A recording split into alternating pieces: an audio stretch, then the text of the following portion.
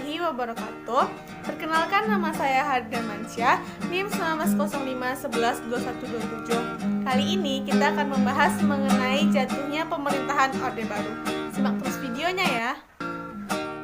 Kepada para mahasiswa yang merindukan kejayaan, kepada rakyat yang kebingungan di persimpangan jalan, kepada pewaris peradaban yang telah menggoreskan sebuah catatan kebanggaan di lembar sejarah manusia.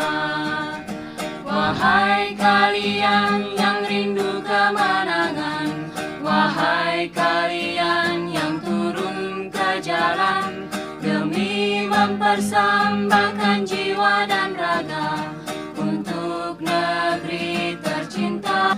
Orde Baru adalah masa pemerintahan Presiden Soeharto di Indonesia. Masa ini diawali dengan dikeluarkannya Surat Perintah 11 Maret atau Super Semar. Orde Baru adalah suatu pemerintahan baru yang berdasarkan pada nilai-nilai luhur Pancasila dan Undang-Undang Dasar tahun 1945. Orde Baru berlangsung selama 32 tahun, yaitu dari tanggal 11 Maret tahun 1966 sampai dengan 21 Mei tahun 1998. Ciri yang paling khas daripada masa Orde Baru ini adalah adanya praktik dan konsep yang bernama dui fungsi ABRI serta kestabilan politik dan pembangunan ekonomi. Sebenarnya ada beberapa faktor yang menyebabkan jatuhnya pemerintahan Orde Baru, yaitu adanya krisis ekonomi, politik, keamanan, dan sosial budaya. Semua krisis ini berawal dengan adanya krisis moneter di Thailand pada awal Juli tahun 1997 yang mana mengguncang nilai tukar mata uang di negara-negara Asia termasuk Indonesia. Dari krisis moneter ini menyebabkan krisis-krisis lainnya seperti krisis ekonomi, politik, keamanan, dan sosial budaya, sehingga bisa dikatakan bahwa di Indonesia saat itu terjadi krisis multidimensional. Untuk mengatasi krisis ekonomi ini, pemerintah Republik Indonesia mengeluarkan berbagai kebijakan dan meminta bantuan kepada IMF. Namun, keadaan ekonomi Indonesia tetap terus memburuk. Krisis ekonomi yang terjadi di Indonesia ini merupakan malapetaka bagi kekuasaan Presiden Soeharto, karena selama berkuasa, Presiden Soeharto hanya mengandalkan legitimasi kinerja ekonomi, dan krisis ekonomi merupakan pemicu utama menurunnya legitimasi Presiden Soeharto. Situasi sosial politik Indonesia juga tidak bagus. Pada masa pemerintahan Soeharto, proses politik tidak transparan, demokratisasi belum terlaksana secara utuh. Pemerintahan memberikan ruang gerak yang terbatas bagi masyarakat. Ciri politik yang khas pada masa pemerintahan Presiden Soeharto adalah meluasnya KKN atau korupsi, kolusi, dan nepotisme. Soeharto memanfaatkan Pancasila untuk berbagai kepentingan pribadinya dan memperlancar bisnis milik keluarga dan kroni-kroninya, sehingga kesenjangan sosial menjadi semakin meningkat antara rakyat biasa dengan keluarga dan para kroni dari Presiden Soeharto. Di bidang keamanan di Indonesia tentu saja sangat kacau. Terjadi kerusuhan di mana-mana dan keamanan Indonesia sering mendapat sorotan dari dunia internasional. Keadaan keamanan ini semakin memanas ketika aparat keamanan menunjukkan sikap arogannya dalam menanggapi lawan-lawan politiknya. Tidak jauh berbeda, keadaan sosial politik di Indonesia menjelang runtuhnya pemerintahan Presiden Soeharto sangat kacau.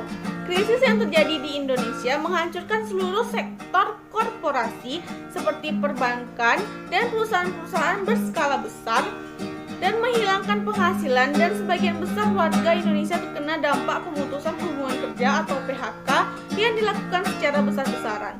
Pemicu utamanya adalah naiknya harga-harga barang kebutuhan pokok dan laju inflasi. Ketidakpercayaan masyarakat terhadap pemerintahan serta krisis ekonomi yang terjadi di Indonesia mendorong munculnya perilaku negatif dalam masyarakat. Kepada para mahasiswa yang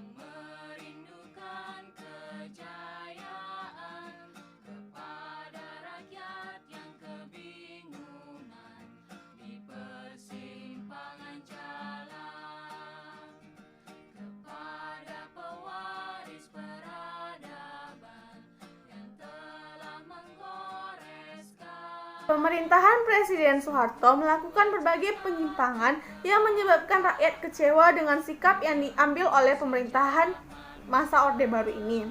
Semakin lama, kebencian rakyat semakin tidak bisa dipendam, apalagi sikap anti pemerintah semakin hari semakin bermunculan.